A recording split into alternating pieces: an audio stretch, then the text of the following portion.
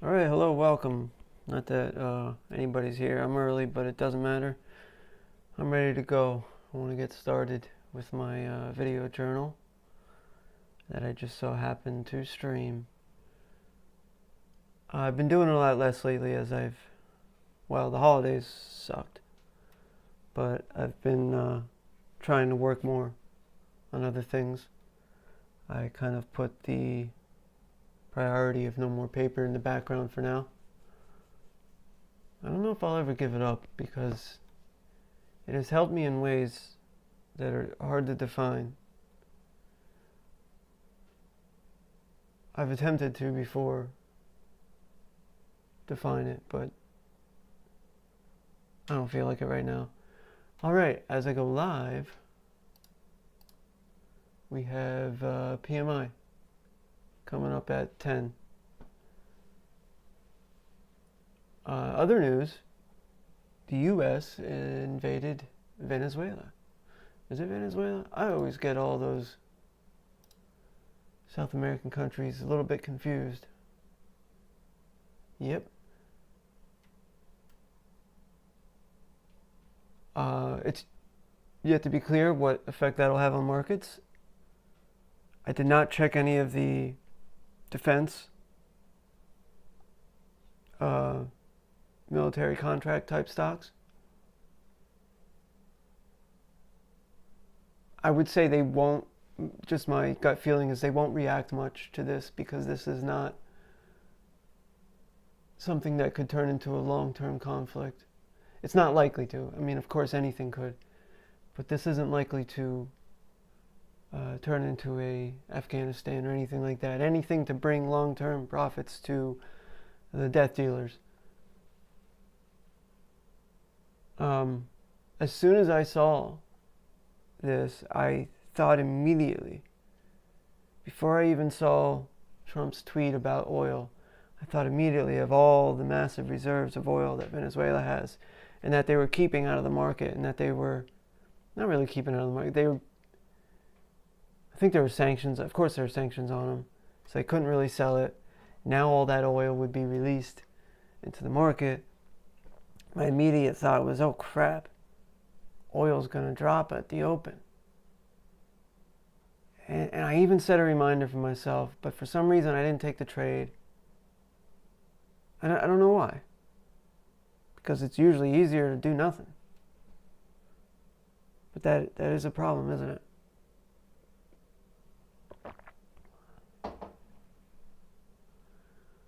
Anyway, file that under things I should have done. Right now, let's take a look at the rest of the news here. Just some headlines. And then we'll get into some of the overnight prices, some of the trends I've noticed recently. Despite my tired voice, I am very ready to get working for the new year. December is my least favorite month for trading because there's so many breaks in there. I really don't like it. I don't enjoy holidays. They throw off the routine. Maybe it's needed. I don't know. All right. Of course, they're calling Venezuela oil revival plan as a $100 billion gamble. Why? It's oil. Oil equals money. Because people burn oil. Let's see why they think it's a gamble. Realizing President Donald Trump's plan for U.S.-led revival of Venezuela's beleaguered oil industry could be a years-long and challenging process costing upwards of $100 billion. Yes, but we've been drilling for oil for a very long time. I know he screws up a lot of things, but I mean, this is an easy home run, in my opinion. Years of corruption, underinvestment, fires, and thefts have left the nation's crude infrastructure in tatters. Rebuilding it enough to lift Venezuela's output back to its peak levels of the 1970s would require companies that could include Chevron, Exxon, and ConocoPhillips. Those are all big players. They've been doing this a long time. Say what you want about oil evil oil. They know what the heck they're doing. It's about $10 billion per year over the next decade. Okay, invest is the key word there. They're not just throwing money at it. And you have a willing population. I think Venezuela is very ready for this, very ready for a little bit of capitalism in their society. Faster recovery would require even more investment.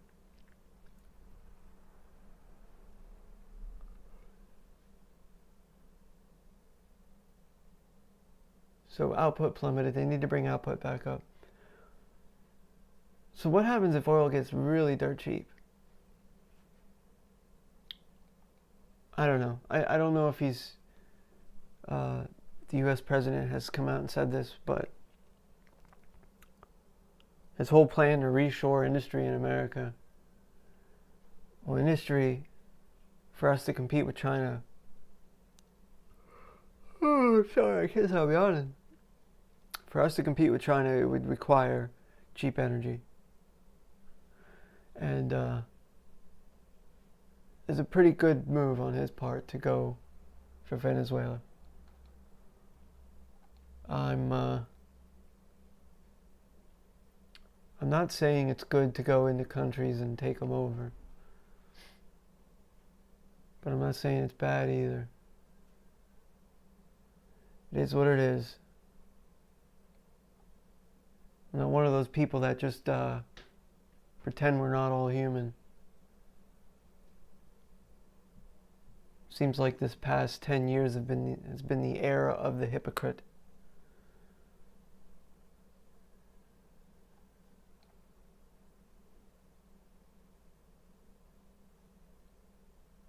This is interesting. At Venezuela's oil ports, the equipment is in such poor shape that it takes up to 5 days to fully load supertankers that deliver crude to China. 7 years ago, it took just 1 day.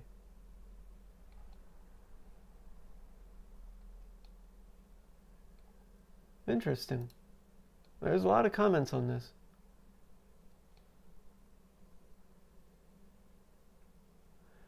What does this mean? Oil market may absorb Maduro shock as global supplies swell. They didn't know. They didn't know what would happen. But I kind of have a feeling that it would go down. I don't know if it's going to go down longer term, but I knew it would. The immediate move would be down.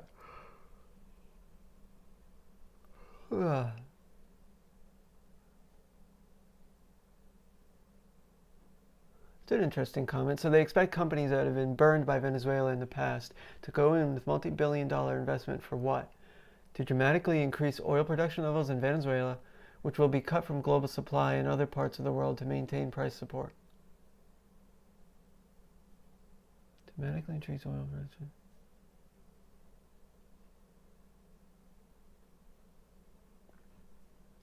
Yeah, I guess that's a good point. The one thing that's true is we don't have low supply of oil right now in the world. All that fear-mongering in the 90s about we're going to run out of oil.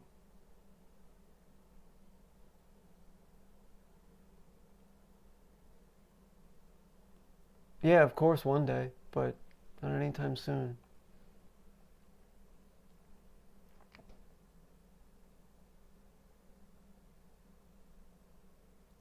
Yes, it's the American taxpayer. Alright, I don't care about this anymore. Gold, silver jump as Venezuela tensions add to geopolitical risk. So I think China and Russia were both kind of backers of Venezuela. So this is pretty much a victory for America.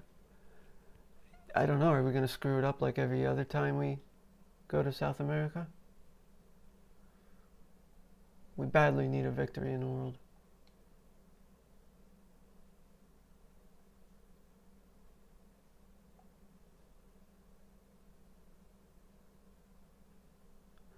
Yeah, people aren't talking about AI for once. At least that's good. I bet CES will be like a red herring for the AI bubble. You just won't see the interest anymore. People will just be like, oh, yeah, okay.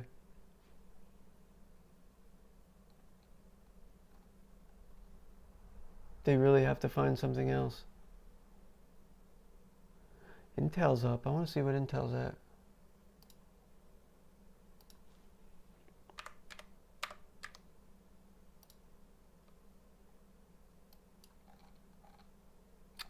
Not too shabby. It's up to 41 bucks. I was sitting on a very bad loss of Intel. I still am sitting on it. Well, it's not a loss anymore. Now it's a profit, but if you look at the amount of time I had that money stuck there, I guess I wouldn't call that a profit. Probably would have made more due to inflation. Especially since they got rid of the dividend. Maybe they'll bring it back.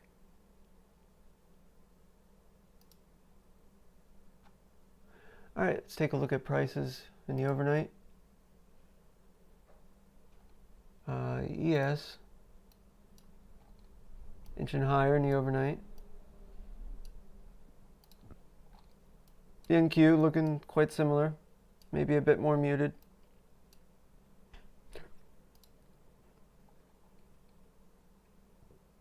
The Russell a bit more flat, as well with the Dow.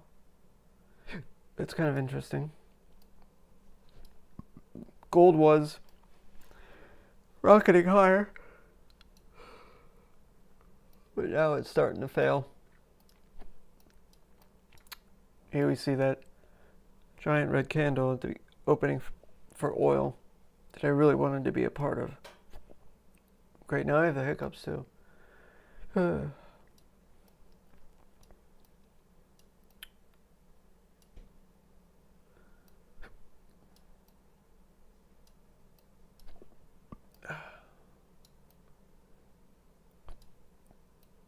big moves in oil.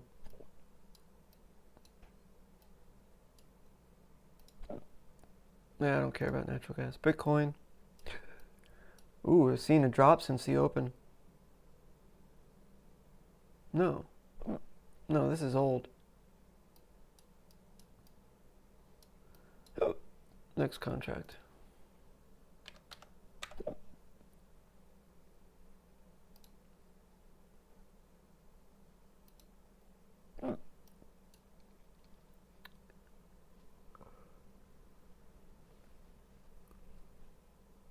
Bitcoin rocketed up, then went flat.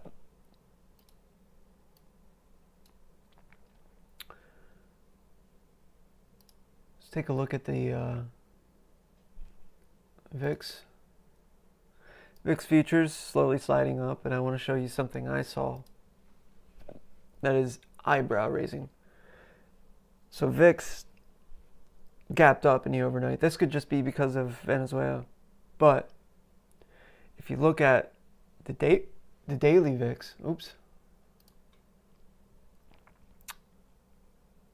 Uh-oh, did I miss all that? Yeah, well, doesn't matter. No one's watching. If you look at the daily VIX, we've been trending up even while the S&P and the NASDAQ recover. Something to think about.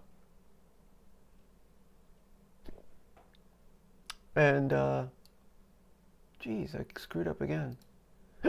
Right here, daily VIX. You can see a slow trend up since around Christmas. Dollar rocketing higher. Yields are up as well. Starting to head up. They were flat mostly, but now they're starting to head up. I mean, they were going down. Now they're starting to head up. That could be a sign. Man, these hiccups suck. Alright, well, anyway, that's all I got. Quick one today. I don't know when I'll be back later this week. I should really do something about getting some viewers, but again, I don't care. Preoccupied with other work. That's all I got. Goodbye. Good luck.